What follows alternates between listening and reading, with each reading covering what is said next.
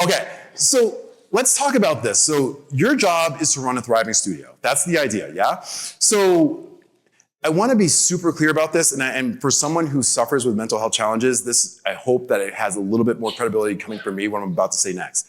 Just because you're struggling with mental health issues does not mean that you are absolved the responsibilities of doing your job, okay?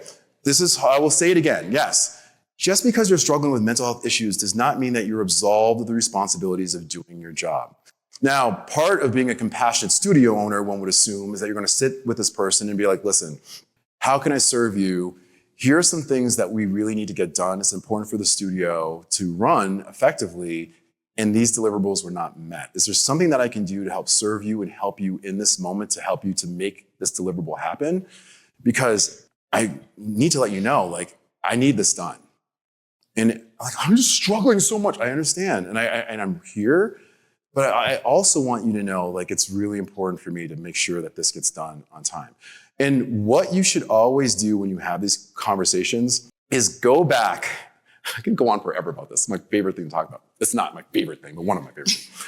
Is when someone does fall short, always remember two things in your conversation: the observed behavior and its impact. So as soon as they kind of go off and talk about things that are really, really dark and challenging for them, please have compassion and go back to the observed. Thank you for sharing that.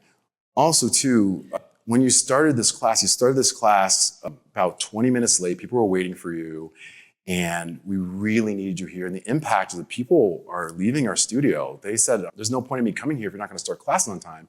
And that affects our bottom line.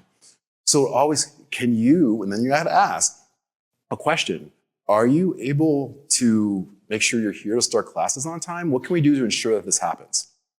And the next time this happens, then you have to have a different conversation, because you have to let them know, like, I support you. And part of this caring aspect of this work is that I'm going to allow you to do this work elsewhere because we really need this done correctly here.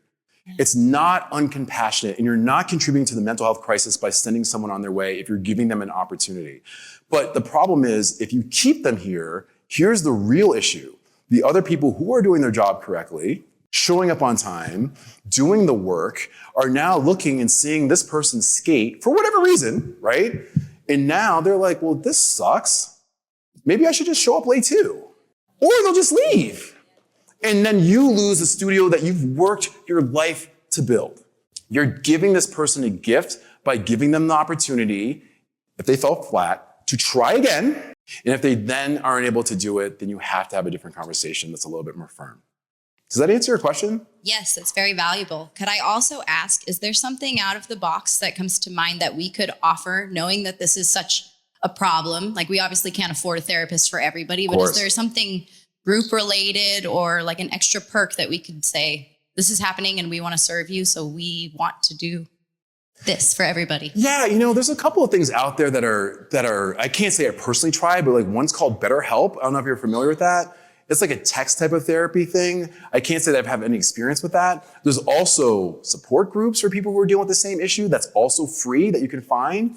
But it's also this idea that when you're in a deep place of depression, it's very easy to feel like you're hopeless and there's no way out of it. So that is something that I would definitely recommend, is just finding a group, checking out BetterHelp or any of these really low cost therapy solutions so they can at least take the step forward to try to reclaim their life and their mental health. Thank you. Thank you so much. Thank you.